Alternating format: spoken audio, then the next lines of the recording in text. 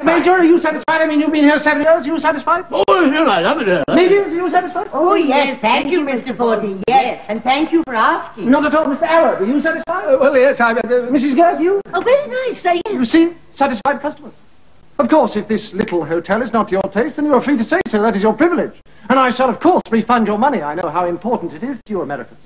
But you must remember that here in Britain there are things that we value more. Things that perhaps in America you've rather forgotten about. But which, to we British, are far, far more important. I'm not satisfied.